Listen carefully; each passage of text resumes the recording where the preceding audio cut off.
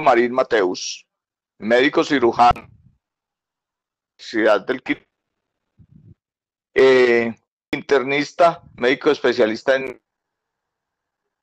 de la Universidad del Valle, quien se desempeña en su práctica profesional en el docente catedrático del programa de medicina de la Universidad del Río. Y en la fecha nos va a compartir la conferencia Guía de Práctica Clínica para el Manejo de la Hipertensión Arterial, la cual está basada en las pautas de manejo.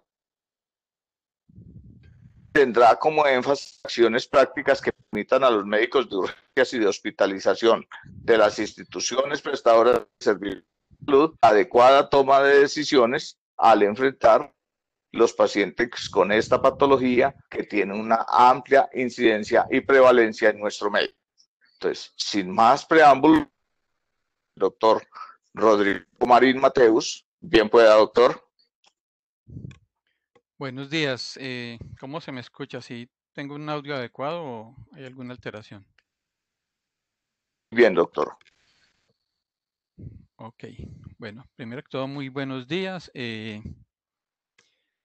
Me pidieron que hiciera una revisión de las guías colombianas de manejo de hipertensión del Ministerio de Salud. Hicimos el enfoque de acuerdo a estas guías. Sin embargo, antes de iniciar, sí, quiero hacer énfasis en que personalmente no me parecen las mejores guías. Y al final pues hice unas modificaciones a las recomendaciones y pues en el transcurso de la charla les explico por qué. Estas charlistas tienen que tener una diapositiva de conflicto de intereses, que no se la puse, pero no tengo conflicto de intereses. He recibido lapiceros, cachuchas, maletines y libretas, pero no tengo ningún tipo de relación comercial con los laboratorios que manejan este tipo de medicamentos ni ningún otro. Bueno, entonces no siendo más, iniciamos. La guía de práctica clínica de hipertensión arterial colombiana es una guía del año 2013, ¿sí?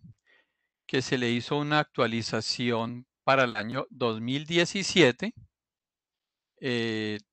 Sin embargo, este año aparecieron unas guías más que nos modificaron todo el manejo de la hipertensión, entonces una actualización por la Sociedad Colombiana de Cardiología y Cirugía, tratando como de librar las dudas y confusiones que podíamos tener con relación al manejo de la hipertensión arterial. ¿Y esto por qué ocurre? Bueno, esto ocurre porque es que veníamos manejando unos esquemas y unas clasificaciones a partir del octavo joint, que tiene más de 12, 13 años, y nos aparecen la Asociación Americana del Corazón con esta guía, la guía 2017, la cual nos cambió por completo nuestra visión y clasificación de la hipertensión. Entonces esto crea mucha controversia, mucha confusión, y encima de todo, al año siguiente, los europeos sacan una guía que está en contraposición a esta guía americana, lo cual creo aún más confusión con relación a la clasificación y al manejo de la hipertensión arterial. Esta guía es guía 2018 y es una guía latinoamericana y está metido ahí Perú, Argentina, Uruguay, Paraguay, Venezuela, bueno, muchas sociedades de medicina interna, pero realmente no es muy conocida. Para el 2019 nos aparece esta guía de los españoles, basada en las guías europeas. Y este año, hace unos 2 meses, nos aparecen con esta nueva guía. Esta es la última guía, que es la guía de la Sociedad Internacional de Hipertensión. Ok, sin embargo, nos vamos a enfocar en la guía colombiana, que fue lo que se me pidió. Tenemos esta guía. Si esta guía básicamente nos daba una clasificación que hemos manejado hace mucho tiempo, que es muy sencilla, y nos decía que íbamos a considerar los pacientes hipertensos con niveles de tensión arterial por encima de 140 y por encima de 90, y nos lo clasificaban como una etapa 1 hasta 159 las sistólicas, hasta 99 las diastólicas, y por encima de 160-100 se considera una etapa 2 o grado 2 en la clasificación anterior, y hacía unas recomendaciones muy puntuales que vienen desde el séptimo joint, como el inicio siempre con diuréticos tiacídicos, perdón, antes de ofrecer combinaciones. Ok, entonces, hablando con relación a esta guía 2017, la guía americana, ¿qué fue lo que traía esto de nuevo y de diferente? Pues esta guía nos cambió todos los números que estamos manejando con relación a cifras de tensión arterial. Entonces se consideraba normal todos los pacientes que tuvieran menos de 120 y menos de 80. ¿Sí? Los que tenían sistólicas entre 120 y 129 se consideraban elevada. Y todos los pacientes, miren, incluso con tensiones arteriales por encima de 80 se consideran como hipertensión como un grado 1. ¿Qué implicación tiene esto? Esto tiene una implicación de que nos aumenta en más de un 30% la población de hipertensos que tenemos. Muchos de nosotros, en algún momento, si registramos, por ejemplo, un 120/85, ya estaríamos clasificados como hipertensión grado 1. Esto ocasionó mucha roncha en todas partes, muchos detractores, gente que decía, no, esto es empujado por la industria, pero realmente sí tiene cierto grado de evidencia en una población grande por el estudio de Sprint, pero de todos modos esto nos implica que muchos de nuestros pacientes van a tener que usar antihipertensivos, ¿sí? Entonces, ¿qué es lo que pasa? No, pues que todo el mundo empieza hacer memes, hay mucho hipertenso, mucha gente que consideramos normales tendríamos que clasificarlos como hipertensión y algunos incluso tendríamos que empezar el manejo farmacológico. Este fue la gran controversia que se causó con las guías 2017. Ahora, ¿qué pasó con la guía europea? La guía europea nos sale al año siguiente en contraposición y nos da esta tablita de clasificación de hipertensión. Y entonces miren la diferencia que esta nos toma nuevamente. Hipertensión a partir de 140 y a partir de 90, que era lo que se venía manejando desde séptimo, octavo joint, ¿sí? Con unas cifras de tensión arterial normal alta, ¿sí? Y con un tipo de conductas pues específicas para cada grado, ¿sí? Entonces esto para mucha gente fue un alivio. Cuando uno mira con lupa esto, pues cada uno tiene su razón. Sin embargo, pues personalmente yo sí considero que la guía europea es muy agresiva con relación a manejo de hipertensión.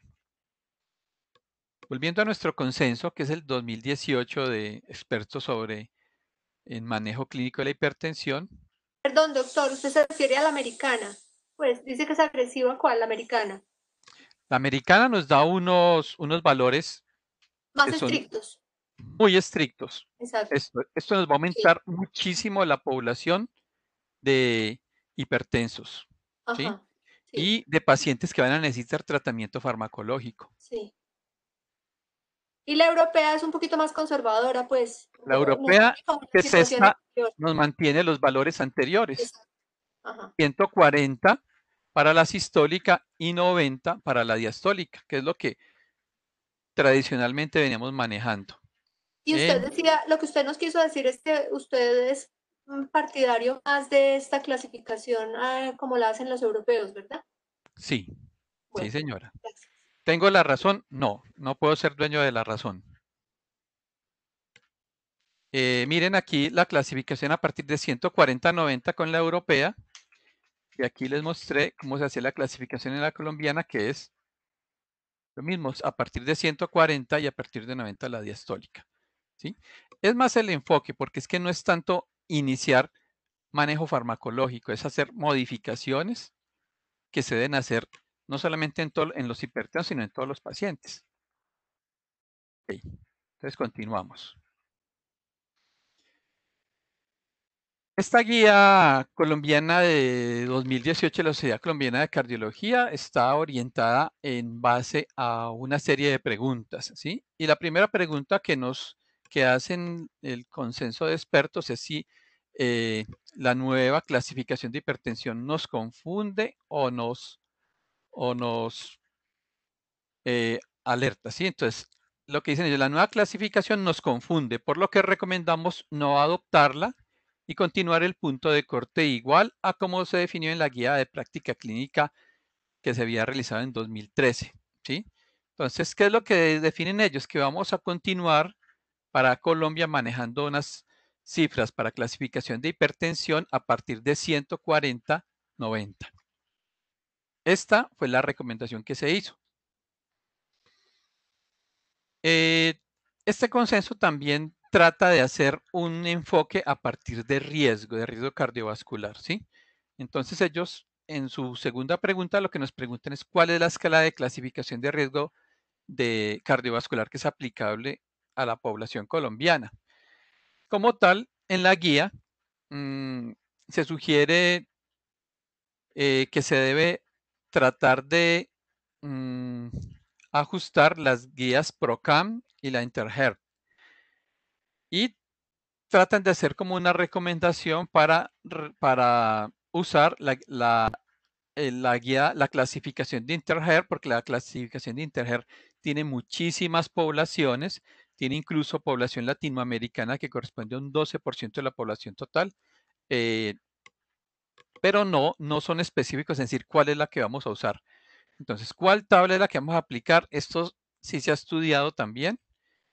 Tenemos este artículo que es previo y en este comparaban Framingham y PROCAM tratando de aplicarla a una población colombiana. Esto se hace en el Hospital Militar con una población de 1.013 pacientes entre 30 y 74 años. Entonces, ¿qué conclusión llegan ellos? En estas tablitas nos están mostrando pues el porcentaje de eventos observados contra el porcentaje de eventos esperados. Esta línea es la que esperamos tener en esta tabla por Framingham y este es el resultado que tenemos en la población colombiana. ¿Qué es lo que nos indica esto? Que esta tabla nos infravalora el riesgo en población colombiana. Y esta es la PROCAM, ¿sí? Sin embargo, la población de PROCAM no es una población heterogénea, ¿sí? Por lo cual no es una tabla adecuada. ¿A qué conclusión llegan ellos?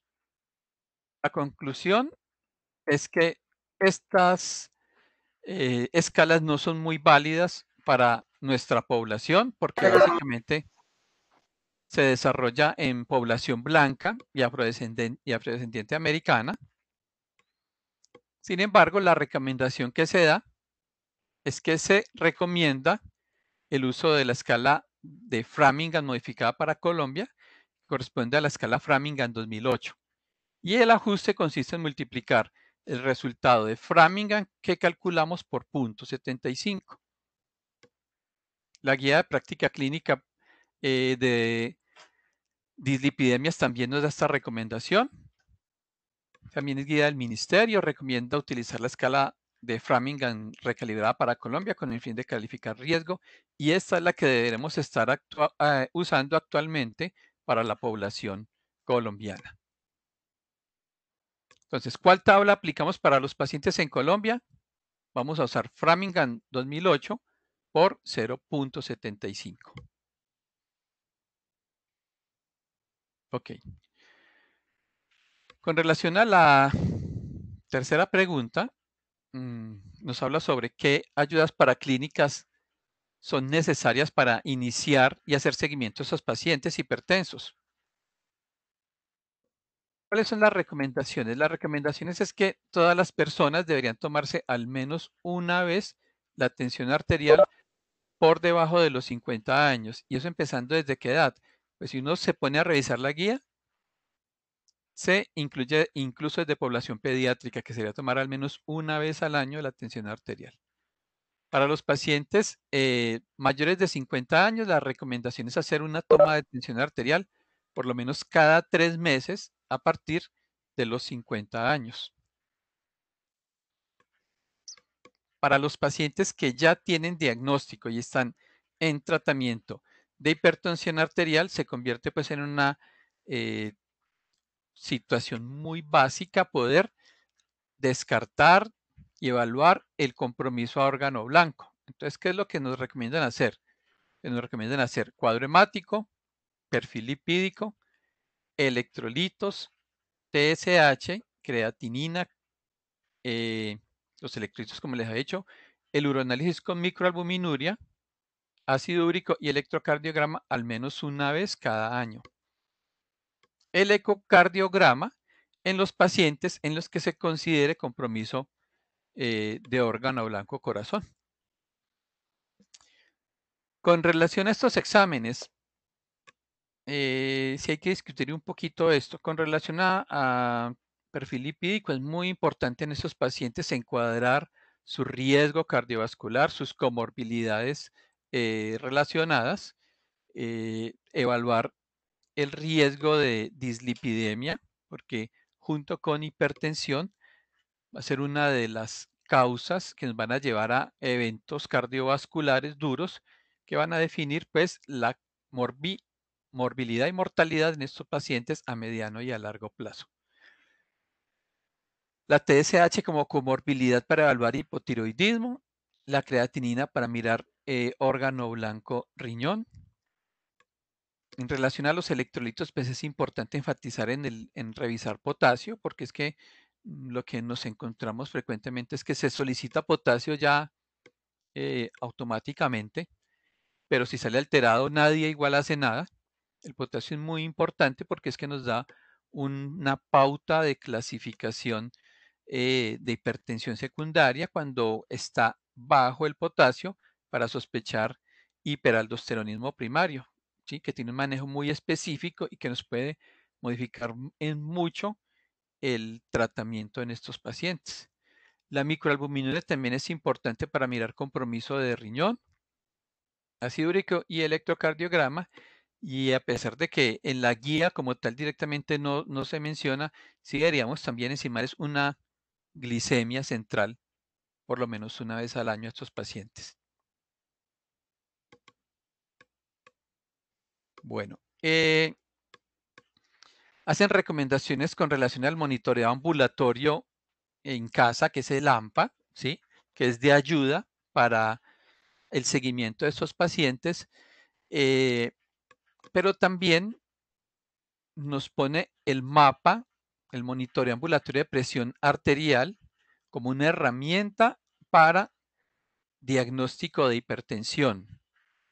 Sin embargo, no podemos dejar lo que estábamos haciendo antes. Realmente dentro de nuestro sistema de salud no le podemos pedir un monitoreo ambulatorio de presión arterial a todos los pacientes porque el costo de esto es grande, aunque la guía lo dice. Entonces, no podemos olvidar que si yo le tomo una tensión a un paciente y se lo encuentro en rango de hipertensión y le empiezo modificaciones y en la siguiente consulta me sigue hipertenso, pues hombre, ese paciente debo clasificarlo como hipertensión y tengo todo la evidencia para poder decir este paciente hipertenso y necesita empezar tratamiento y las recomendaciones de modificaciones de estilo de vida. Ahora, si tiene por encima de 160, una sistólica, pues yo no necesitaría ponerme a pedirle un mapa, porque con eso yo puedo hacer el diagnóstico, ¿sí? ¿En quién también se recomienda el mapa? Entonces, en los pacientes que no se alcanzan la meta de presión arterial, en los pacientes en los cuales estamos sospechando hipertensión de bata blanca, y para esto es muy importante el monitoreo que se hacen las personas en su casa con el tensiómetro. Entonces, un paciente que me trae muchas cifras de tensión arterial, bien, pero cada que está en mi consulta me hace cifras tensionales elevadas, ¿sí? Importante también cuando hacemos modificación de tratamiento en hipertensión arterial no controlada y para definir pacientes que no responden, sobre todo buscando alteraciones del sueño, en síndromes de apnea obstructiva del sueño, cuando tenemos patrones no DIPER. Bueno, si tienen alguna inquietud o alguna duda, pues vamos tratando de resolverlas a medida que vayan surgiendo. Bueno, con relación al tratamiento, es importante recalcar que inicialmente, antes que pensar en terapia farmacológica, es muy importante hacer modificaciones en el estilo de vida. Le podemos dar la mejor terapia, la más costosa, pero si el paciente no modifica su estilo de vida, lo más probable es que no vamos a poder llevar este paciente a metas de control de cifras tensionales.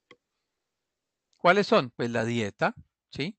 Entonces, en todo el enfoque de riesgo cardiovascular, la dieta sigue siendo un pilar, tener una dieta saludable, muy importante, la disminución en la ingesta de sal. Bueno, y aquí yo también quiero hacer una salvedad.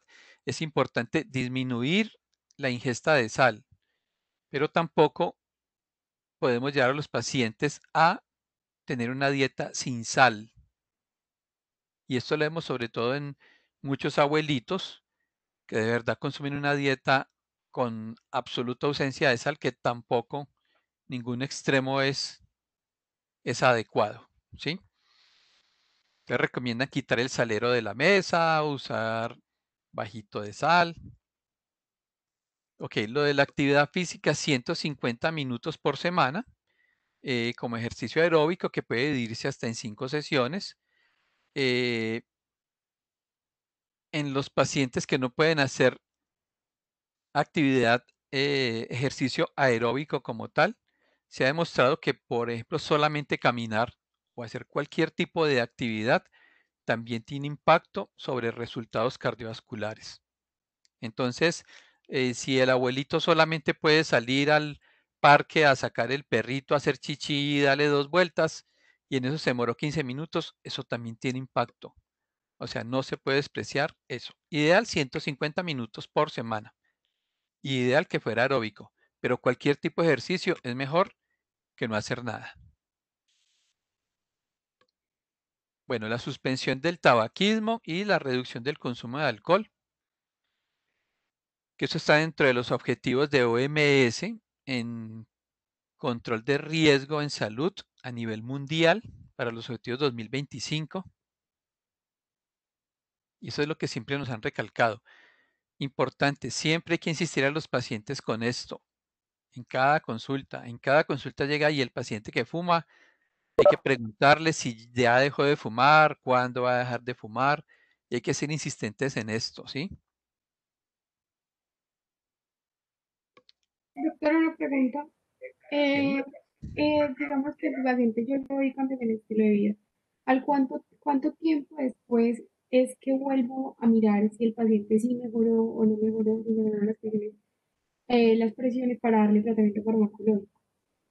Depende ¿Cuánto del nivel de tiempo tensión después? arterial, ¿sí?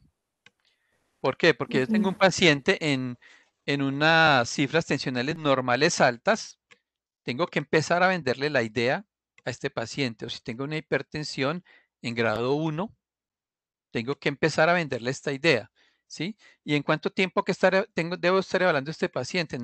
En el lapso de 4 a máximo 8 semanas. Tengo que estar definiendo si ese paciente mejoró o si ese paciente debo empezar eh, terapia farmacológica. Muchas gracias. Bueno, con relación a los sistemas de salud, entonces se tiene que propender por tener unos programas de riesgo cardiovascular en cada institución para hacer seguimiento a estos pacientes, tener acceso a tecnologías, y esto es a procedimientos de diagnóstico, procedimiento a todos los medicamentos, Si ustedes se fijan, desde el 2018 hacia acá, nos han entrado una gran cantidad de medicamentos para manejo de hipertensión, para manejo de diabetes.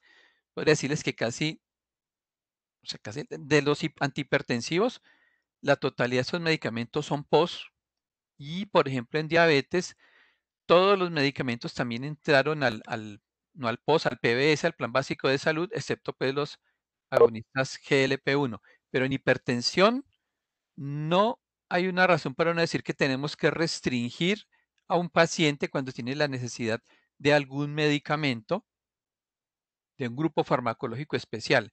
¿Qué es lo que no nos cubre el Plan Básico de Salud? Las mezclas, ¿sí? Las mezclas de medicamentos, que eso sí deben ir con MIPRES. Pero todos los medicamentos individualmente son medicamentos PBS. Con relación al personal de salud, ¿qué es importante? Bueno, es importante evitar la inercia médica. Hay que tomar decisiones en el momento que sea apropiado con los pacientes, ¿sí? Y desafortunadamente muchas veces por volumen de pacientes, por tiempo, por muchas cosas pues que se nos escapan al control, los pacientes se mantienen en unos tratamientos y no buscamos mejorar o alcanzar las metas de tratamiento. ¿Eso en qué incide? En que vamos a tener una población hipertensa que, a pesar de que está asistiendo a los programas de riesgo cardiovascular, no alcanzan metas en sus cifras tensionales. Con relación a la educación del paciente, bueno, es una condición que se debe tratar de mantener en cada consulta y de insistir. ¿Qué es el problema? Pues que muchas veces las entidades no nos dan el tiempo suficiente realmente para hacer un control de riesgo cardiovascular. Yo pienso que 20 minutos es un tiempo inadecuado, ¿sí?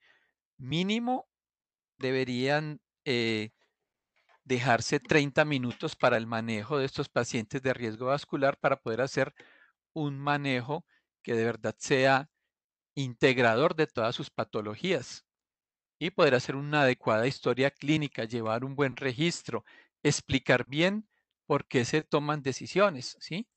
El manejo de historia clínica es bien importante porque es que yo hago una historia no para mí, hago una historia para que si el próximo mes yo no estoy, la persona que continúe con el paciente pueda darle un seguimiento al tratamiento que se le estaba dando. Entonces, la educación es importante en esto, el diligenciamiento de una buena historia, tomar decisiones y hacer cambios cuando se requieran e integrar todas las patologías de este paciente. Y en esto pues hay que insistir en las IPS siempre que puedan, de verdad. El invertir tiempo en este tipo de población puede que inicialmente a una parte administrativa no le parezca tan costo efectivo, pero si se revisa a largo plazo, dedicarles el tiempito a estos pacientes para tenerlos bien, para educarlos, ahorra muchísimo dinero en nivel 3 y en nivel 4, asociado pues a complicaciones que puedan tener estos pacientes.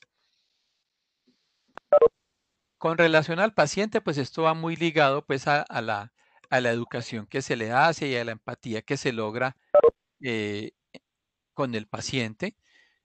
Necesitamos hacer el paciente que sea consciente de su enfermedad. Si el paciente no logramos meterlo en el cuento, no lo vamos a poder llevar a metas. Mirar que tenga un adecuado soporte sociofamiliar. Idear pues estrategias para que el paciente cumpla adecuadamente con los regímenes terapéuticos que le indicamos e insistir siempre en el manejo no farmacológico, en las recomendaciones en dieta, en tabaquismo, en consumo de sal. Bueno, ok. A partir de por acá me les empiezo a salir un poquito de la guía colombiana, porque de verdad hay unos conceptos que están un poquito viejitos, ¿sí? Y pues si tienen inquietudes o dudas o opiniones opuestas, pues lo discutimos y tratamos de sacar aquí una conclusión entre todos, ¿sí? ¿Qué dice la el consenso colombiano sobre manejo farmacológico. Insisten siempre a arrancar con un diurético tiacídico, ¿sí? Que no es un enfoque inadecuado. Sin embargo, yo pienso que hay que individualizar cada paciente y hay de pronto unas poblaciones especiales en las cuales podría aplicar otra cosa. No podemos crear una guía que sea opresiva con toma de decisiones. Debe ser más individualizada a la necesidad de cada paciente. ¿Qué nos dice la guía? Nos da como opción para el manejo con tiazidas, el inicio de inhibidores de enzima convertidora de angiotensina, y nos indica que debemos iniciar ARA2 solamente cuando hay eventos adversos asociados con los IECAS. ¿Esto es real? Pues bueno, sí, saben que sí es real. Los IECAS son los mejores medicamentos para manejo de la hipertensión, son de muy buena potencia y definitivamente son los que mejor Tampoco. evidencia Pero mira tienen que en los estudios.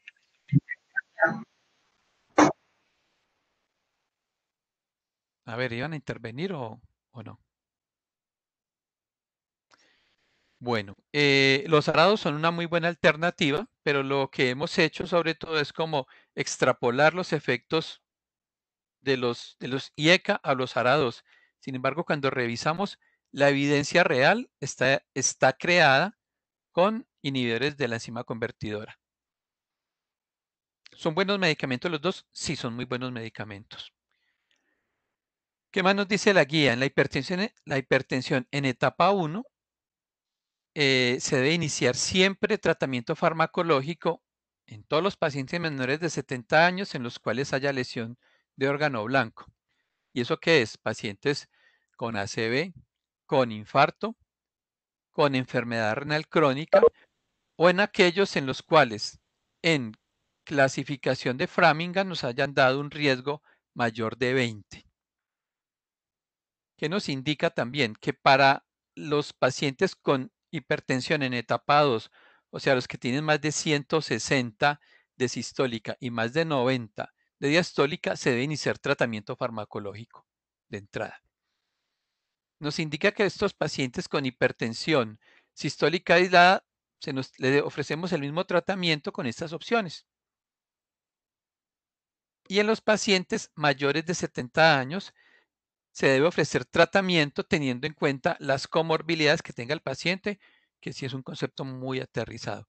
¿Qué recomendaciones nos dan además? Pues el uso de calcio antagonistas en mayores de 60 años y en pacientes afrodescendientes porque son hiporreninémicos y pueden tener una mejor respuesta.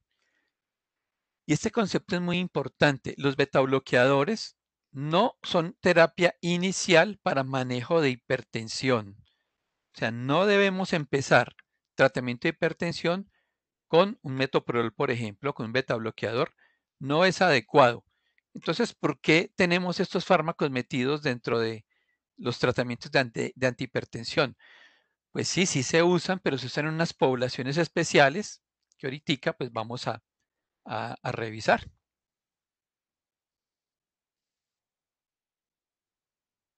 Bueno, esta es la pregunta 6 de esta guía. ¿Qué tipo de pacientes se les debe dar terapia combinada? Nos indica pues que los pacientes que tienen una tensión arterial no controlada a pesar del tratamiento inicial, en los pacientes en los que el tratamiento de primera línea, en quienes tienen alto riesgo cardiovascular, se ha demostrado lesión de órgano blanco. Cuando usamos monoterapia en dosis máxima y no podemos controlar las cifras tensionales, y pues nos trata de llevar a utilizar medicamentos en los cuales no vayamos a tener interacciones por su mecanismo de acción. Con relación a esta recomendación, ¿qué ha pasado con las guías nuevas? Pues realmente aquí nos dicen inicie con monoterapia y llévela a la dosis tope. Pues no, a veces hay unos pacientes en los que se pueden beneficiar más de iniciar de empezar desde el inicio de su tratamiento con terapias combinadas, ¿sí? Entonces, no podemos poner esto como una camisa de fuerza. Hay que individualizar cada paciente. Hay que tratar de clasificar a cada paciente, porque el manejo de hipertensión es muy complejo para ponerle un esquema, para cuadricularlo, para darle un árbol de decisiones. Aquí sí es muy importante el juicio clínico eh, para tratar de buscar pues como el tratamiento que pueda beneficiar más a cada paciente. Esto me pareció muy bueno, está dentro de la guía también, que son las combinaciones que deben evitarse. La combinación de beta bloqueadores y clonidina, porque nos puede dar bloqueos AB avanzados, alteraciones en disfunción de nodo sinusal, beta bloqueadores y calcioantagonistas no dihidropiridínicos por el riesgo de falla cardíaca y de bradiarritmias, de hacer bloqueos AB también, los bloqueadores alfa-1 y la clonidina por hipotensiones sintomáticas, hacen unos bajones muy fuertes de presión, no mezclar IECA y ARA2, y pues aquí todavía teníamos los inhibidores de renina, y los inhibidores de renina básicamente tuvimos el alisquiren. ¿Qué pasó con el alisquiren? El alisquiren pues es un medicamento que no tuvo, o por lo menos hasta ahora no ha podido demostrar un beneficio adecuado en cuanto a riesgo cardiovascular y en cuanto a resultados en manejo de hipertensión. Entonces, el alisquiren salió como un poquito por la puerta de atrás, aunque todavía no es un medicamento que se haya dicho no nos sirve para nada, pero en el momento no lo tenemos, ¿sí?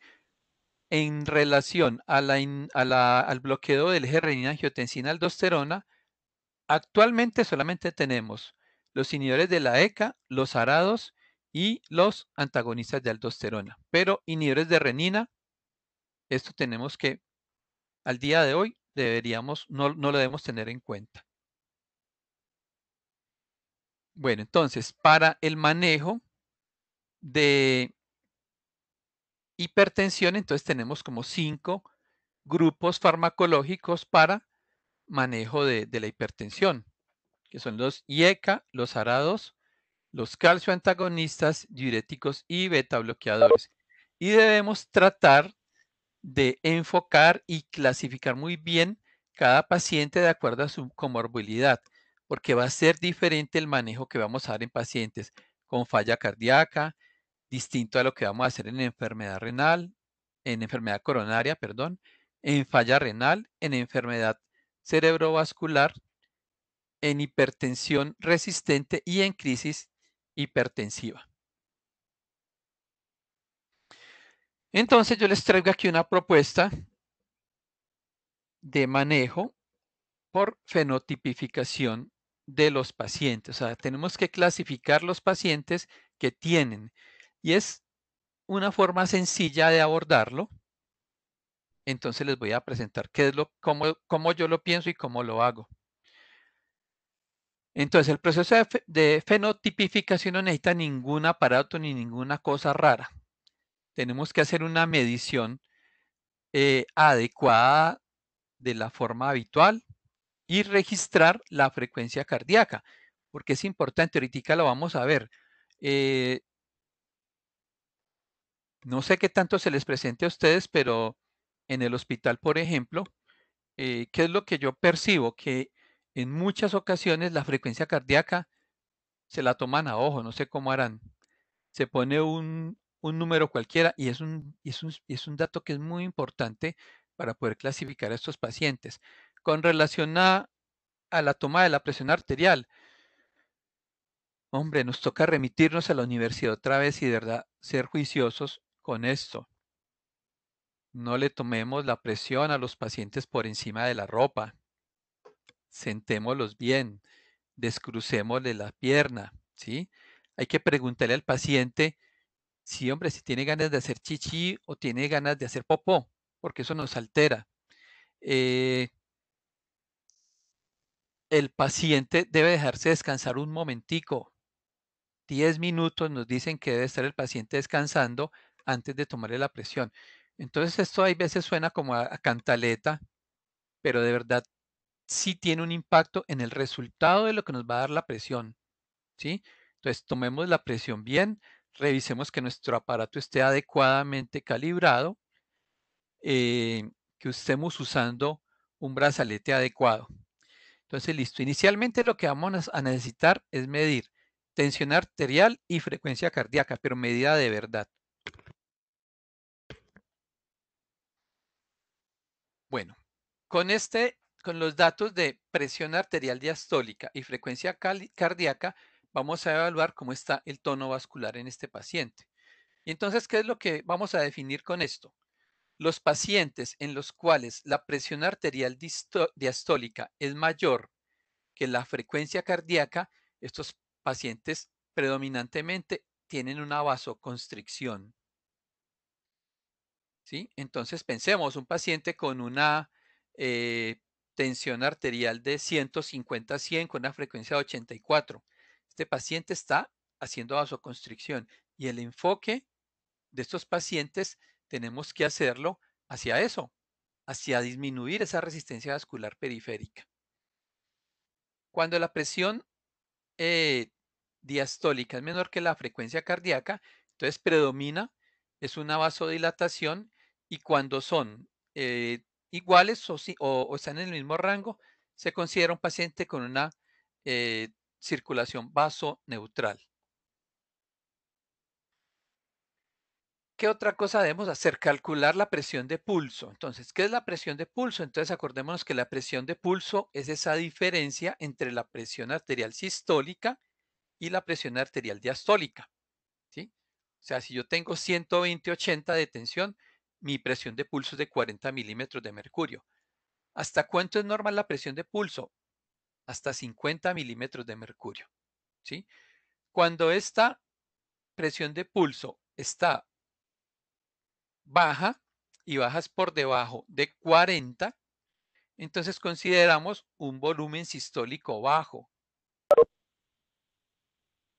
Cuando es alta, tenemos un volumen latido alto o rigidez arterial. Entonces, alto es que, pensémoslo así, tenemos un abuelito con una tensión arterial de 170/70. Entonces, tenemos una presión de pulso de 100, que está muy por encima de lo que consideramos normal. En estos pacientes, una de dos, tienen un volumen latido alto porque tienen una sobrecarga en volumen o porque las arterias son muy rígidas. ¿Y esto qué nos define? Nos definiría, por ejemplo, que en esos pacientes se van a beneficiar mucho de un diurético. ¿Qué miramos con un volumen sistólico bajo? Que, por ejemplo, estos pacientes no les va a ir tan bien con un calcioantagonista no dihidropiridínico. Cuando está normal, pues es un paciente con un volumen sistólico normal. No hay que buscar otras patologías. Bueno, si el volumen sistólico es normal, entonces vamos a considerar que la precarga, la contractilidad miocárdica y la poscarga probablemente están dentro de unos límites normales. ¿Preguntas? Bueno, continuamos entonces. Perdón, sí, doctor, yo tengo una pregunta. Dígame, doctora. Usted nos quiere dar un rango de lo normal, porque es que sería bueno tener un rango, digamos, superior y uno inferior para uno considerar cuándo está baja y cuándo está alta, porque pues sabemos que la presión del pulso es directamente proporcional pues, la rigidez arterial es directamente proporcional a la presión del pulso y el gasto cardíaco o el volumen sistólico es inversamente proporcional. Pero hay un rango, o sea, nos puede dar un rango de normalidad para saber, pues para clasificar mejor al paciente y no pensar que solo si está mayor de 100 está alto la presión del pulso. Doctora, normal es hasta 50. Sí, pero hasta entre cuánto y 50. No, no, no. O sea, por ejemplo, si yo tengo 140/90, ahí tengo una presión de 50. ¿Sí me entiende? Sí, claro, lo entiendo. Sí, entonces, por encima de 50 ya comenzamos a tener Una presión alta. una presión alta, Ya. ¿sí? Y por debajo de 50 entonces baja. No, por debajo de 50 no, porque es que si usted está en 120/80 o en 120/80 tiene 40 y está óptima, ¿sí? Por Sí. debajo de 40 se empieza a considerar que está empezando a estar bajo. Por ejemplo, un paciente Entonces, con entonces lo normal es entre 120/90, 40 y 50. Entonces lo normal es entre 40 y 50, ¿sí o no? ¿sí? Ah, bueno, eso era lo que yo quería. Un rango de la parte baja de la normalidad. Ok, Sí, bueno, gracias, doctor. listo. Bien. Importante también calcular la presión arterial media. Esta presión arterial media, pues, esta es la formulita. Aquí les traje otras formulitas para calcularlo. Y esta presión arterial media nos está definiendo cómo está la perfusión a los tejidos, que nos está reflejando indirectamente el funcionamiento del corazón también como bomba. Bueno, si tenemos entonces frecuencia cardíaca y tenemos más o menos entendido cómo está el volumen sistólico, podemos definir esta paciente cómo está, hacer una estimación de su gasto cardíaco, si tiene un gasto cardíaco alto, normal o bajo. Con todas estas cosas, básicamente lo que tenemos que empezar es hacernos una idea de cómo está el funcionamiento estructuralmente, cómo está todo su sistema circulatorio y su corazón para poder definir de qué terapia se va a beneficiar más. Ahora tenemos una indicación de cómo mirar cómo está el gasto cardíaco, el volumen sistólico, tenemos frecuencia cardíaca, la presión sistólica, la diastólica, la presión arterial media, la presión de pulso, un tono vascular aproximado y una rigidez arterial.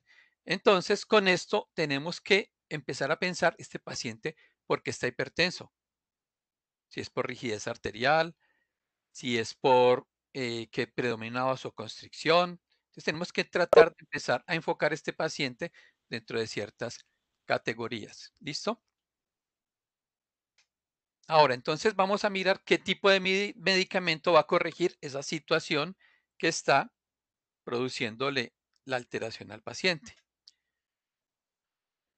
Entonces, ¿qué vamos a definir? ¿Cuáles fármacos reducen precarga? Pues serían diuréticos y venodilatadores, los que reducen inotropía, beta bloqueadores y calcioantagonistas, los no dihidropiridínicos, los que disminuyen la poscarga, o sea, esa resistencia vascular, los IECA, los ARA2, los antagonistas de los canales de calcio, vasodilatadores arteriales de acción directa, que eso ya sería en situaciones pues, de crisis hipertensivas, y agentes de acción central que reducen tono simpático también. Esto me salió, mira, muy borrosito. Este es un cuadrito que encontramos en todas las revisiones que nos dicen con qué deberíamos arrancar, cuáles son las mejores opciones para iniciar tratamientos. Entonces, esto viene en este cuadrito por colorcitos y punteado. Entonces, empezamos aquí con el color rojo, que definitivamente lo que no debemos realizar en mezclas es inhibidores de la enzima convertidora con bloqueadores del receptor de angiotensina, con ARA2.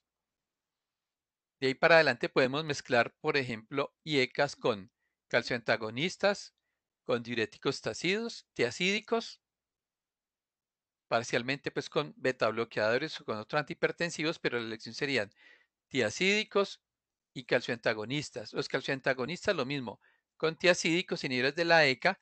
Las líneas punteaditas nos dicen cuál se puede usar, pero no es la mejor opción. Entonces vamos a mirar los grupos como para recordar nombrecitos y dosis.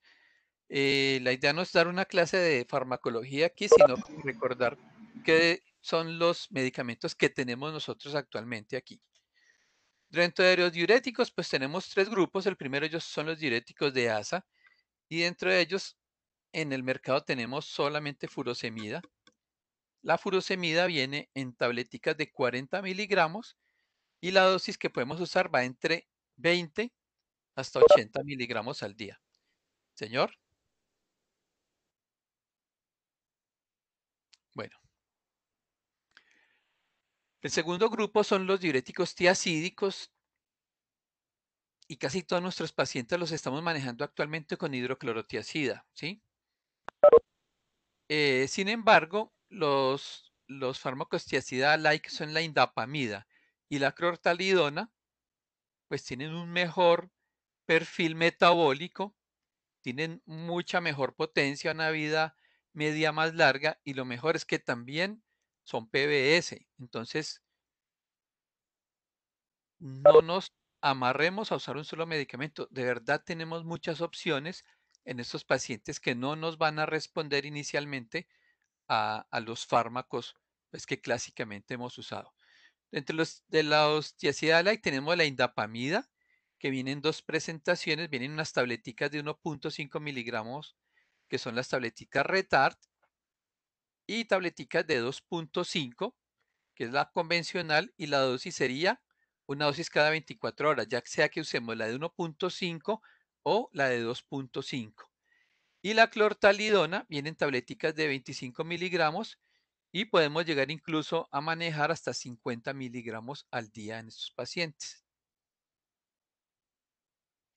Con relación a los antagonistas de la aldosterona, tenemos la espironolactona, que la tenemos en presentación de 25 y 100 miligramos. La dosis más estudiada es 25 miligramos. 100 miligramos se usa. Hombre, sí se usa, pero no tanto en hipertensión. Es una dosis que es altica y básicamente esto se usa en pacientes con cirrosis y con ascitis refractarias. Pero tengamos en cuenta esta dosis de 12.5 miligramos. En algunos pacientes lo podemos bajar incluso a 12.5 bajo ciertas circunstancias. Y la eplerenona, que viene en tableticas de 25 miligramos con dosis que puede ir de 25 hasta 50. Problemas con estos. La furosemida. La furosemida, el problema principal con esto, pues es la hiponatremia, o sea, ocasiona una eliminación alta de sodio. Hay que tener en cuenta cuando formulamos una furosemida al paciente qué hace. ¿Por qué? Porque es que un señor de pronto que tenga que permanecer en la calle, ponerle una furosemida, el aumento de diuresis que tiene, pues puede llegar a ser incómodo. Entonces, estas cosas son bobaditas, pero hay que preguntárselas a los pacientes porque de verdad logramos una mejor aceptación y adherencia al tratamiento cuando tenemos en cuenta eso, diferente a la abuelita que está en la casa o la señora que está en su hogar como ama de casa y que si le da ganas de ir 6 veces al baño, pues va 6 veces al baño y no tiene ningún problema. Con los diuréticos tiácidos, ¿qué problemas hay? Pues los diuréticos tiacídicos debemos tener en cuenta pues los pacientes con hiperuricemia, que pueden empeorar pues, la hiperuricemia y en los pacientes con alteración en metabolismo de carbohidratos. Pueden ocasionar hiperglicemia. Sin embargo, esto no es una razón para decirles que no se pueden usar en un paciente con un estado prediabético o con diabetes, pero sí es algo para tener en cuenta. Y con relación a los antagonistas de aldosterona, pues la espironolactona tiene un efecto antiandrogénico, entonces sobre todo en los pacientes varones puede generar ginecomastia, que es la causa de tener que cambiarlo a eplerenona. Sin embargo, es un medicamento que es muy bien tolerado cuando está indicado, le da grandes beneficios al paciente y debemos escoger bien a quién se lo damos y cómo se lo damos. Esto con relación a los diuréticos. Con relación a los inhibidores de la enzima convertidora de angiotensina, tenemos estos actualmente, captopril, Perdón, doctor.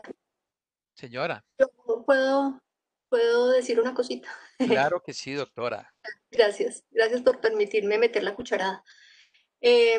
Pues me parece importante tener en cuenta en los antagonistas de aldosterona, pues la función renal, ¿cierto? Para el uso de espironolactona, la función renal, el riesgo de hiperpotasemia, la vigilancia del potasio, que la importancia que tiene la espironolactona en el paciente con falla cardíaca, entonces siempre va a ser muy socorrida pues en el, digamos, en el tratamiento integral del paciente con falla. Tener en cuenta que cuando la tasa de filtración glomerular está por debajo de 40, se debe moderar la dosis y por debajo de 30, pues podría no estar indicada. No sé si usted tiene otros valores de filtración glomerular para el manejo de la dosis de la espironolactona. Sí, está bien. Sino que cuando miramos los fenotipos, pues también insistimos en eso. Listo. Muchas gracias por su intervención, doctora Claudia. Bueno, listo. Aquí continuamos. Entonces, dentro de los inhibidores de la enzima convertidora de angiotensina tenemos estos. El captopril, como les decía, no se usa tanto. Captopril sigue siendo una muy buena molécula. Desafortunadamente, yo pienso que es no tanto por la calidad de la molécula como tal, sino la calidad de muchos de los productos que sacaron los laboratorios que no eran, puede que no tuvieran la misma calidad del medicamento original. El captopril sigue siendo un muy buen medicamento, pero se ha ido dejando un poquito de lado porque dentro de tantas copias que hay, muchas veces las IPS de pronto buscando economía nos dan medicamentos que no son los mejores, pero el captopril como tal es muy buen medicamento. ¿De cuánto era el captopril? Venía o viene de 25 y de 50 miligramos y la dosis de estos serían 25 cada 8 hasta 50 cada 8 horas. El enalapril es el que más tenemos ahora en nuestros pacientes. Vienen tableticas de 5, ahora último hemos visto unas presentaciones de 10 miligramos y de 20 miligramos. Las dosis pueden ir desde 2.5 miligramos hasta 40 miligramos al día.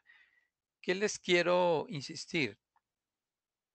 Muchachos, lo que no hacen 40 miligramos de enalapril no lo hacen ni 60 ni 80. O sea, la dosis tope es eso, 2 tableticas de 20. El perindopril, este medicamento es más de la escuela de los europeos, es muy buen medicamento, tiene muchos estudios, es muy potente, es muy bueno y entró con más fuercita al país en los últimos 2 años. Es un medicamento que también es PBS y es un medicamento que también deberíamos tener en cuenta para manejo de los pacientes. Tiene una muy buena potencia en pacientes con hipertensiones severas. ¿De cuánto viene el perindopril? Viene una presentación que es convencional de 2 y 4 miligramos y vienen tableticas de 5 miligramos que son bucodispersables. Apenas el paciente se lo toma, se le empieza a deshacer en la boca. Es un muy buen medicamento y se utilizan 2, 4 o 5 miligramos cada 12 horas.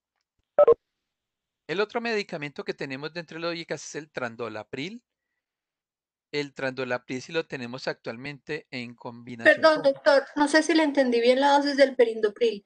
Son 2, 4 o 5 miligramos cada 12 horas, o sea que uno podría darle máximo 10 miligramos al paciente al día si usara Sí, tabletas señora. de 5. Sí, Bueno, doctora. gracias. Ok, el Trandolapril lo tenemos ahora en combinación con verapamilo. También tiene una potencia muy alta para controlar tensión arterial y viene en tableticas de 2 y 4 miligramos y se da una dosis única diaria de 2 o de 4 miligramos. Problemas con los IECAS. Pues clásicamente el problema con los IECAS ha sido la tos, ¿sí? Entonces unos pacientes que hacen una tos seca que se convierte muy molesta para el paciente y es una causa para cambiar el medicamento, la tos. También algunos pacientes pueden hacer angioedema y pueden llegar a hacer reacciones pues severas. Y también como están alterando eje renina-angiotensina aldosterona tienden a retener algo de potasio. Entonces, para tener en cuenta el paciente renal. Bueno, dentro de los arados tenemos una gama amplia ahora en el mercado. Tenemos el losartán. Con el losartán, ¿en qué les quisiera yo insistir? La dosis tope de losartán en hipertensión son 100 miligramos al día, o sea, 50 miligramos cada 12. Y ustedes ven muchos pacientes que están con 100 miligramos cada 12. En esos pacientes, generalmente son pacientes de nefrología, con proteinuria, en los cuales el nefrólogo les ha dado una dosis más alta. Sin embargo, les insisto, la dosis son 100 miligramos al día. Es distinto si el nefrólogo lo coloca, pero como antihipertensivo son 100 miligramos. Si yo necesito manejar una proteinuria y con el losartán no sigue siendo suficiente, hombre, pues me paso a uno de mayor potencia. Me paso a un irbesartán, por ejemplo, y no tengo problema en comenzar a superar dosis tope. ¿Por qué? Pues todos estos medicamentos son medicamentos PBS. ¿Qué tenemos además? Tenemos valsartán, que viene de 80, de 160 y de 320.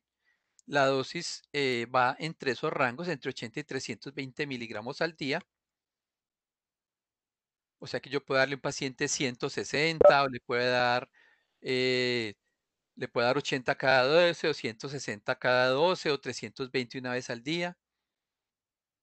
El telmisartán viene de 40 y de 80 miligramos, las dosis van de entre 20 y 80 miligramos.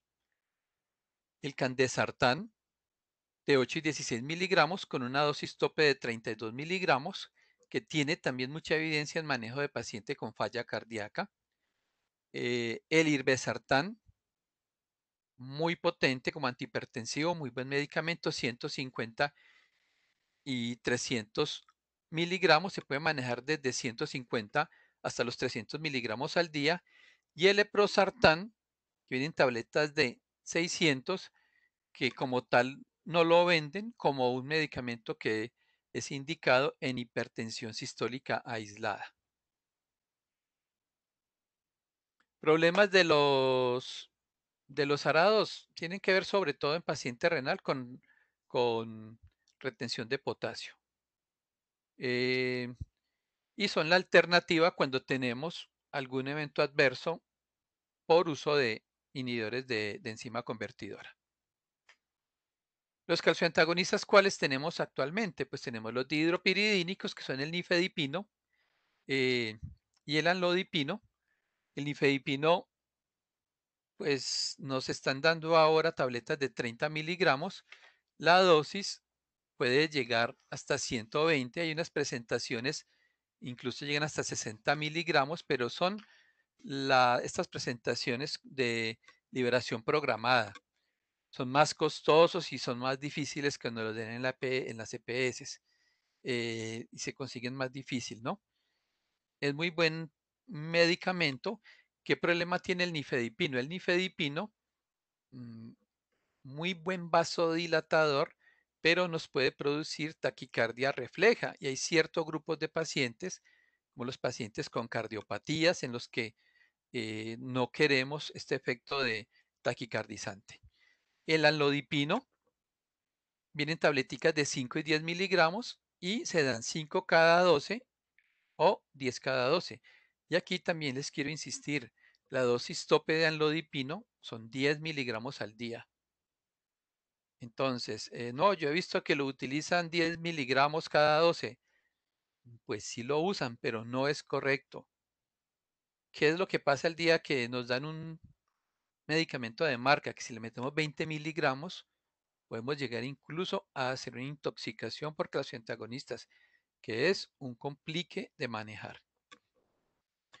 Ok, dentro de los no dihidropiridínicos todavía tenemos el verapamilo y el diltiazem, que vienen en tableticas de 80 y de 120 y tenemos una presentación rectal que es de 240, que es comercial. La dosis va hasta 480 miligramos día. Y el diltiazem viene en tableticas de 60 miligramos y la dosis tope es hasta 360 miligramos día, que es muy alta. ¿Cuál es la recomendación que yo les haría? estos medicamentos no es bueno llevarlos a la dosis tope. Yo les recomendaría que si empiezan a usar un medicamento de esto y no están alcanzando metas, utilicen combinación con otro medicamento. Sin embargo, pues en hipertensión se usan más en los esquemas pues que manejamos los dihidropiridínicos porque son muy neutros en cuanto a sus efectos sobre corazón. Ok, y Doctor, aquí tenemos, perdón. Entonces, respecto a lo que usted acaba de decir, es mejor que si yo le estoy dando un IECA a un paciente, ya llegó a dosis altas o dosis máximas y no responde, entonces pago terapia combinada en vez de darle otro IECA. Darle otro IECA sería bobada. ¿O qué? perdón, no le entendí muy bien. Si O sea, estoy, por sí, ejemplo, usando un, sí, sí, digamos en Alapril y ya llegué a la dosis máxima. sí, Pasarlo otro, digamos, a Peridopril, sería, pues no sería útil. Mejor es darle terapia combinada. no, sí es útil, claro, porque es que el perindopril es más potente, ¿sí? ¿Qué es lo Ok, que les digo específicamente? Con los calcioantagonistas no dihidropiridínicos, ¿sí? Yo llevar a un paciente con verapamilo a una dosis de 480 miligramos día, me parece que puede tener complicaciones porque puedo bloquearlo y porque puedo tener eh, problemas con este paciente. Entonces, si yo a un paciente le estoy dando verapamilo y voy, por ejemplo, en 240 y definitivamente no he logrado controlar la presión, entonces antes de seguirle subiendo a 360, yo mejor mezclaría un medicamento de otro grupo. ¿Sí me hago sí, explicar? sí, señor. Entonces solo sería con los antagonistas, pero con los casi puedo cambiar de medicamento en Con el los mismo grupo. IECAS puede cambiar, con las tiacidas, con todo, porque es que mire, usted Ok, está con un paciente con hidroclorotiazida, ¿sí? sí. Y no tiene una buena respuesta y tiene la opción de darle indapamida. Hombre, le aseguro que le va a ir mejor con la indapamida, Ok. ¿sí? Entonces, ahí no es que no se pueda, aquí me refiero es a llevar a dosis tope. La guía colombiana dice, lleve a los pacientes siempre a dosis tope antes de cambiar, de agregar otro medicamento. Yo les digo, no siempre tengo que llevar a dosis tope. Yo puedo mezclar medicamentos en función de las necesidades de mi paciente, ¿sí? Pero específicamente con verapamilo y con diltiazem les digo, no se vayan a estas dosis de 480 para verapamilo y 360 para diltiazem porque me parecen dosis muy altas, ¿ok? Listo, muchas gracias. Bueno, listo. Aquí entonces para hablar de beta bloqueadores, que dijimos que no eran medicamentos de primera línea, necesitamos mirar cuáles son los receptores beta que vamos a bloquear. Entonces, los receptores beta 1 los tenemos específicamente en corazón. O sea, cuando yo doy un bloqueo beta 1, estoy actuando sobre corazón. O sea que en ese orden de ideas, los beta bloqueadores que tienen un efecto selectivo beta 1 son muy buenos antiarrítmicos, por ejemplo. Los receptores beta 2 los vamos a encontrar especialmente en, en pulmón, en músculo liso bronquial, ¿sí? Acuérdense que usamos agonistas beta 2 como el salbutamol para los pacientes asmáticos, para los epocosos, en pacientes con trabajo de parto pretérmino también se utilizan beta 2 adrenérgicos, ¿sí? Importante con esto que el estímulo beta 2 hace una redistribución de potasio y me ocasiona hipocalemia.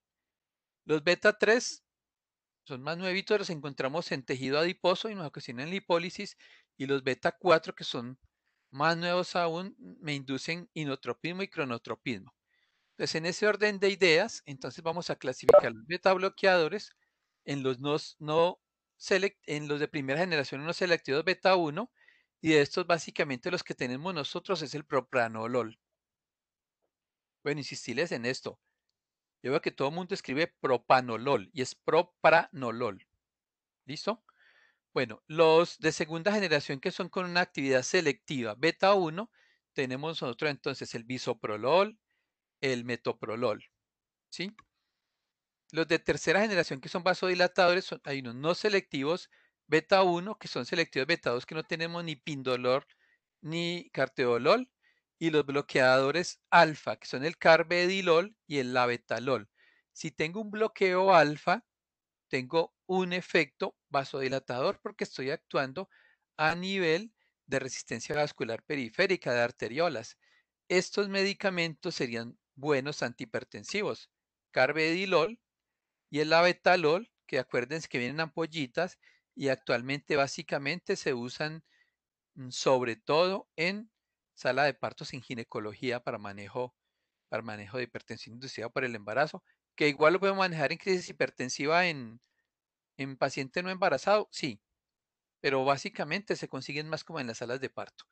Y los selectivos beta 1, tenemos el nebivolol, que aquí esto se fue con una B larga aquí que es cortica, que es el que tenemos que es selectivo beta 1 y por su efecto vasodilatador, entonces nos lo venden los visitadores de que no le ocasionan disfunción eréctil a los viejitos. Eso es una mentira porque la disfunción eréctil en los viejitos es multifactorial. No podemos echarle la culpa a una sola cosa. Bueno, entonces en ese orden de ideas, entonces miren los pacientes que los estamos manejando, por ejemplo, con metoprolol para una hipertensión. Estamos haciendo un bloqueo beta 1. Eso no nos está actuando para nada en manejo de hipertensión. Si nos miramos aquí, el bloqueo beta 2, el único medicamento de esos que tiene un efecto fuerte sobre receptores alfa 2 es el carvedilol. ¿Sí? ¿Se usan los beta bloqueadores? Sí, pero ahorita miramos en qué condiciones. Bueno, entonces ahorita sí llegamos a lo que he querido llegar a toda la charla, que es a mirar qué esquemas de manejo antihipertensivo vamos a manejar de acuerdo al fenotipo del paciente. Perdón, yo quiero hacer una preguntita, doctor. Ujú. Cuando además buscamos un efecto de moderar la frecuencia cardíaca, por ejemplo, en un paciente pues con fibrilación auricular o con taquicardia en reposo, ¿cuál debemos usar cuando queremos moderar frecuencia cardíaca? Cuando queremos pues que tenga un buen impacto en la moderación de la frecuencia cardíaca. Si solamente estoy buscando frecuencia cardíaca, debería usar un bloqueante que tenga un efecto beta 1, que sea cardioselectivo. Sí, ¿Sí? Sin embargo, si fuera de eso, el paciente es hipertenso, entonces, por sí, ejemplo, tengo otras opciones y tengo que buscar los que tienen tanto efecto de bloqueo beta 1 como efecto de bloqueo alfa, ¿sí? que sería carvedilol en ese caso. Que sería, por ejemplo, carvedilol. Y también para qué nos sirve pensar en esto, en que, por ejemplo, tenemos un paciente epocoso que Sí, sea difícil de controlar, o un paciente con un asma, sí, que los que lleguen a bloquear beta 2 no van a ser adecuados para esos pacientes. claro. Ujú. No, señor. Bueno, Gracias. entonces para esto vamos a dividir por letricas los grupos. Entonces vamos a tomar los IECA o los arados y les vamos a dar la letrica A. Los beta bloqueadores les damos la B. Los calcioantagonistas como C. Los diuréticos, y cuando les hable de diuréticos, generalmente voy a estar hablando de tiacidas, ¿sí? Cuando sea de ASA, les digo, este es de ASA, pero habitualmente voy a estarles hablando de tiacidas. Y la E para la espironolactona, ¿sí? La espironolactona, como antihipertensivo, no es tanto la potencia sobre el efecto antihipertensivo, sino que potencia el efecto del IECA o del ARA2, porque está actuando sobre el mismo eje, sobre el eje renina-angiotensina-aldosterona. Ok, entonces vamos a empezar. En pacientes con hipertensión en estadio 1 o bajo riesgo, yo puedo estar empezando manejo con un diurético, con una tiacida, ¿sí? O con un IECA o un ARA2, y pues en ciertas condiciones especiales en pacientes con cardiopatía, con arritmia, con ciertas condiciones cardíacas que me lo permiten, podría empezar con un beta bloqueador, pero ojo, siempre la restricción en que son pacientes que tienen algún tipo de componente cardíaco dentro de su patología que está asociada a la hipertensión, ¿sí? Entonces, en general arrancaríamos o con diurético o con un IECA o ARA2. ¿Cuál? El de su gusto o el que mejor se acomode a su paciente. ¿Yo qué les diría en esta recomendación? Que, por ejemplo, a los abuelitos les va mejor arrancando con tiacidas, ¿sí? Lo cual no quiere decir que a un paciente joven, más joven de 50 años no le pueda arrancar un diurético. Sí se le puede arrancar, ¿sí? Pero no podemos amarrarnos como la guía que nos dice, tiene que arrancar con un tiacídico. No, hay pacientes en los cuales yo quiero arrancar, puedo arrancar con un ARA2 o con un IECA. ¿Bien? Si es un viejito, también con un calcio antagonista.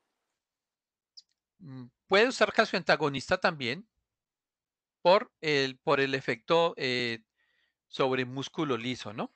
Sobre músculo liso. Listo. Ahora, cuando tenemos hipertensión en estadio 2, o sea, cifras tensionales que están por encima de 160 en esos pacientes, es bueno empezar con mezcla de entrada, con una combinación, con un IECA o ARA2 más diurético.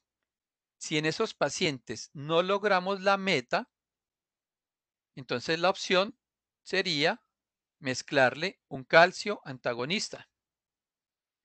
Si a pesar de esto el paciente no nos alcanza la meta, entonces le adicionaría espironolactona, ¿sí? Este paciente entonces quedaría con un IECA o ARA2, con un diurético, un calcio antagonista y una espironolactona. ¿Listo? Si les dan preguntas, me dicen de una vez y miramos a ver. Listo. En pacientes con falla cardíaca, entonces es bien claro el esquema que debemos usar. Debemos usar un IECA o un ARA2 asociado a un diurético, que en este caso sería un diurético de asa, furosemida, y en estos pacientes, si el beta bloqueador también es mandatorio en paciente de falla cardíaca porque disminuye mortalidad relacionado con la falla cardíaca. Este es el esquema que deberíamos usar en pacientes de falla cardíaca. ¿Por qué un IECA o ARA2? Porque acuérdense en que el IECA o ARA2 disminuye la remodelación ventricular, disminuye los depósitos de colágeno, disminuye la fibrosis, entonces son beneficiosos en estos pacientes. Ok, en pacientes con fibrilación auricular. Entonces, en pacientes con fibrilación auricular, ojo, todos estos pacientes son pacientes hipertensos más lo que estamos presentando acá. Entonces, hipertenso más fibrilación auricular. Entonces, debemos usar un IECA o un ARA2 asociado a un beta bloqueador para lograr un control de respuesta ventricular.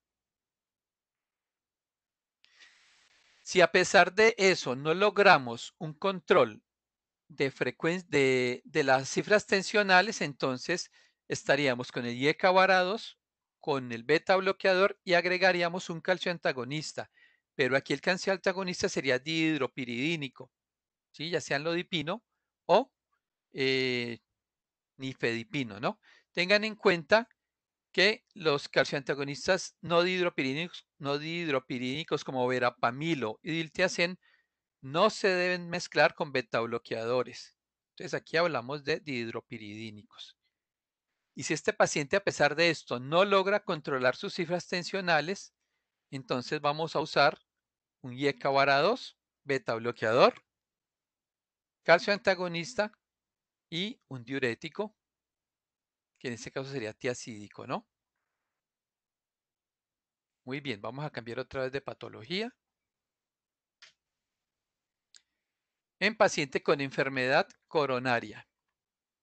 En paciente con enfermedad coronaria, bueno, me faltó algo aquí atrás, aquí en falla cardíaca, para tener en cuenta ahorita con lo que nos decía la doctora Claudia. Recuerden que en los pacientes con fracciones de eyección por debajo de 35%, tienen un beneficio demostrado del uso de antagonistas de aldosterona, de usar espironolactona o eplerenona.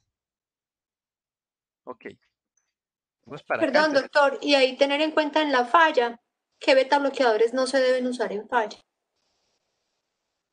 y cuáles sí están avalados. Pues, por ejemplo, mejor no usar metoprolol en falla, usar más bien carvedilol o nebivolol, Ajá, sí, bisoprolol. muy bien. En enfermedad coronaria, entonces enfermedad coronaria deberíamos usar o un IECA-2 más un beta bloqueador o un IECA-2 más un calcio antagonista. Si no mejora, entonces los vamos a mezclar IECA-2 más beta bloqueador más calcio antagonista. Y en los pacientes que no, a pesar de esto, no llegan a metas, utilizaríamos IECA-2, beta bloqueador, calcio antagonista y espironolactona.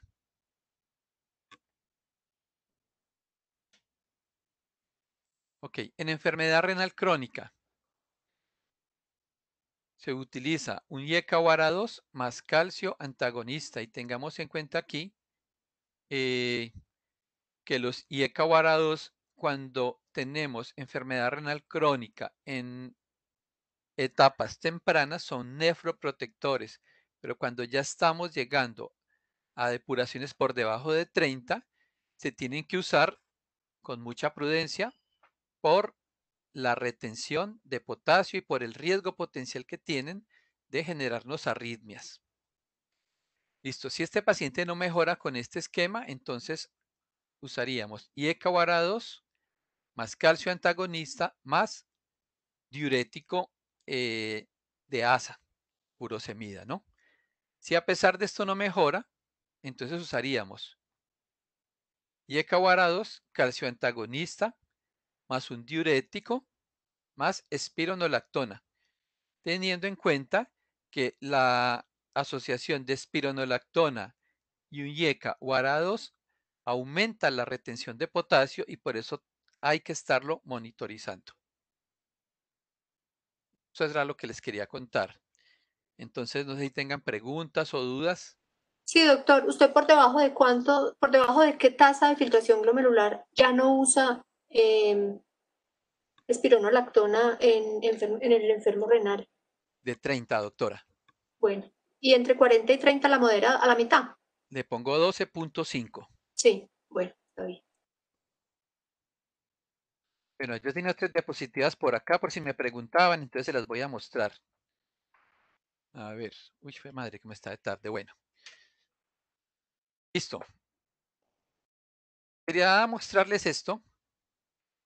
¿Qué hacemos con los pacientes mayores de 70 a 75 años? ¿Y qué es lo que ocurre? Que mire que todos los scores y todo lo de riesgo cardiovascular está calculado es que hasta 75 años.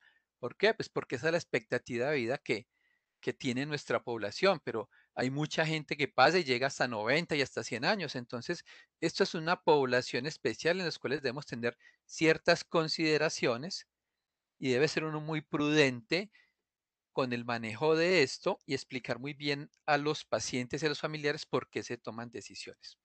Y para eso tenemos esta guía. Esta guía es de 2013, que son guías de la Sociedad Americana de Geriatría para mejoramiento del cuidado y calidad de vida de los adultos. Bueno, entonces, en esto, importante, ya no se recomienda aspirina en prevención primaria en enfermedad cardiovascular. Y esto era inicialmente para los viejitos, ahora es para todos. Se renueva el énfasis en el tratamiento de las dislipidemias con estatinas, pero no a los niveles objetivo. Continúa apoyando recomendaciones de control glicémico personalizados para cada morbilidad, estado funcional y estilo y esperanza de vida, y presenta recomendaciones más centradas en el paciente con modificación de estilos de vida. ¿Por qué quise traerles esto?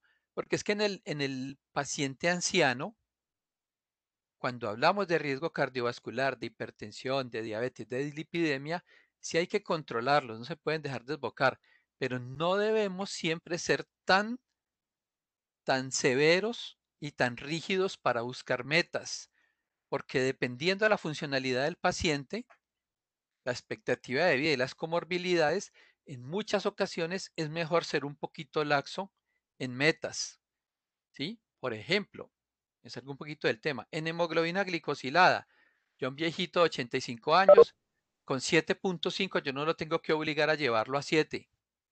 Lo puedo dejar en 7.5, en 8. Y es una buena meta para él porque estamos apostando en ese paciente en calidad de vida. ¿Listo? Esto era sobre lo de riesgo.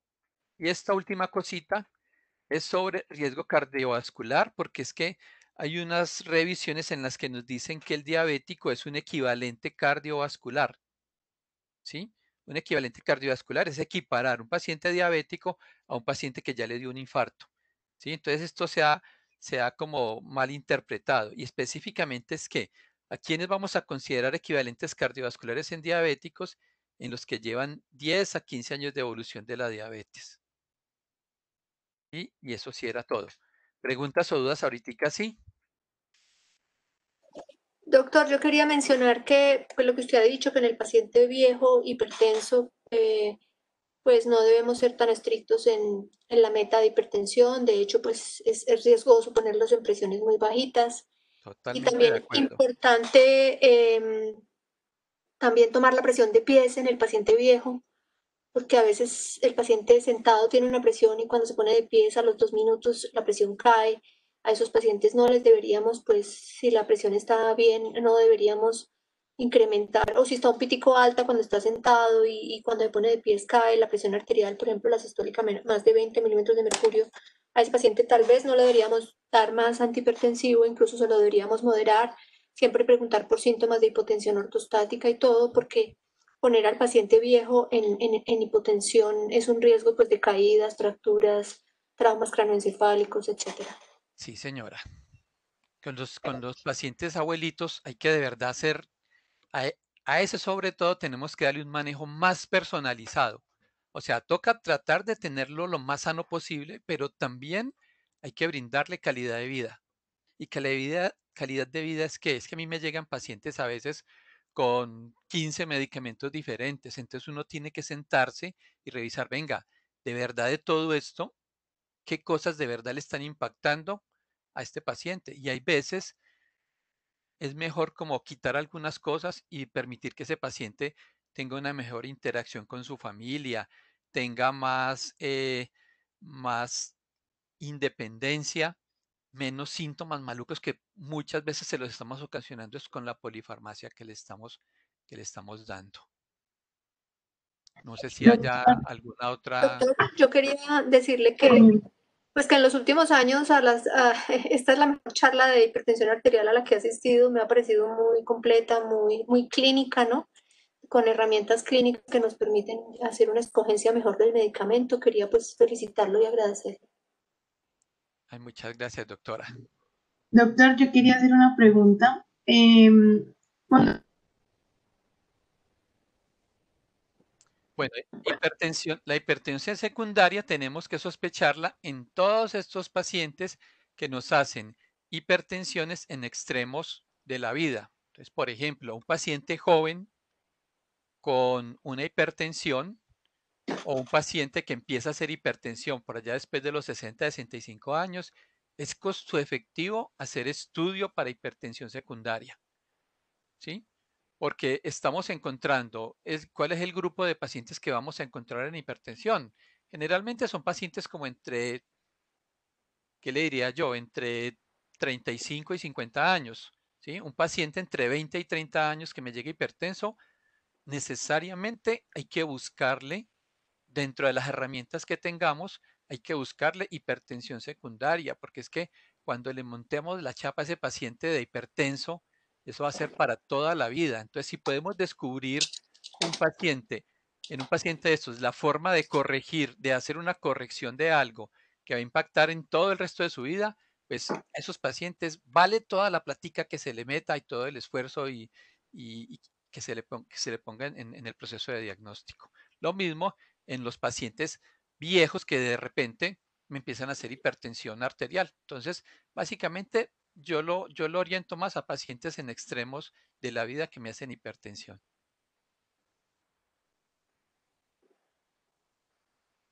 ¿Alguna otra duda? ¿Pregunta? Bueno, Doctor, esa- una preguntita. En la fenotipificación no me quedó muy claro cómo nos ayuda la presión arterial media. la presión arterial media lo que nos está definiendo, doctora, es perfusión a órganos, ¿sí? Las presiones arteriales medias, acuérdense que hemos utilizado unos rangos entre 65 a 70 para definir cuándo por debajo de eso los pacientes están hipoperfundidos y eso nos está orientando hacia falla de bomba. Ajá.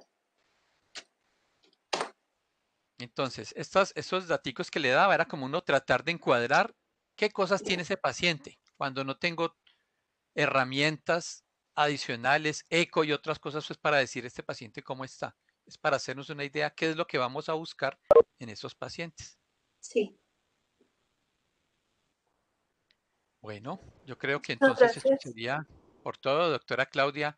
Le agradezco mucho las intervenciones. Le tengo una gran estima a usted, doctora. Tan lindo. Muchas gracias, doctor. Muchas gracias a todos por la atención y espero pues que les sirva para orientar su práctica profesional. Este es un tema de leer mucho, este es un tema que cambia todo el tiempo, entonces toca estar revisando y toca estar mirando y la invitación es a que le metan la ficha a esto. Este tema es a veces un poquito pesado para estudiar, pero tengan en cuenta que el volumen grande de pacientes que tenemos son hipertensos, entonces nos toca saber hipertensión. Doctor, una cosita. ¿Cuál ha sido su experiencia con el perindopril? ¿Sí la entregan? ¿Sí les entregan las EPS perindopril a los pacientes? Perindopril se estaba metiendo muy fuerte desde el año pasado. Sí, señor. Hay algunas CPS que sí lo entregan, en otras es Sí, más bueno. difícil.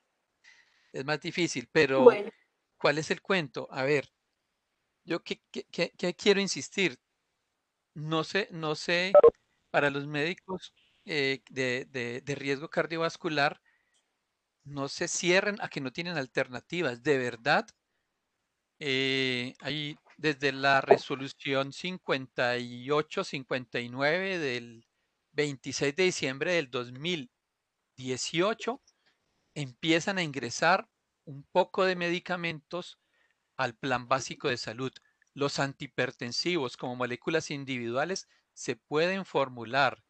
¿Qué pasa? Que si ustedes no los formulan, nunca se los van a empezar a entregar. sí, claro. Entonces, hay muchas alternativas para brindarle a los pacientes. Hay muchos pacientes que sí los vamos a controlar con los medicamentos que habitualmente nos dan, pero hay otros pacientes que de verdad vale la pena hacerles la fuercita para que les entreguen otro tipo de medicamentos que los pueden ayudar y evitarles complicaciones. En la experiencia suya con irbesartán, sí se puede considerar que es un ARA2 más potente pues, que el resto de la familia, Mm, ¿o no? bueno, por literatura nos dicen que sí, Sí, pero cuando nos vamos a lo práctico, prácticas, doctora, sí, desafortunadamente, sí, toca buscar, o sea, si yo quiero potencia, sí, sí veo diferencia entre el comercial que es de Sanofi y los sí, sí. genéricos. Bueno, sí, sí, sí, señor. Bueno, Bueno, señor, muchísimas listo. gracias. Que estén muy bien y Usted muchas también. gracias por la atención y por Muchas acompañarme. gracias. Bueno, señor. Gracias, excelente. Ok, muchísimas gracias. Y entonces que estén muy bien. Entonces ya, Cuídese mucho, doctor. Manténgase lejos del coronavirus. ahí estoy todos los días, doctora, tosiéndome encima. Que estén muy bien. Buen día. Usted también, gracias.